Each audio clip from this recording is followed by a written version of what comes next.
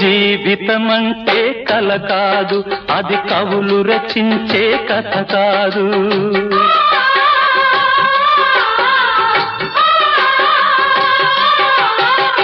జీవితమంటే కల కాదు, అది కవులు రచించే కథ కాదు. కనుమరుగైనది సిరి కాదు, అది మనదని తలచుట సరికాదు. కుడి ఎడమైతే పొరపాటు లేదను నానుడి సత్యం కాదు, ఇది అందరికి అర్థం కాదు. ఓ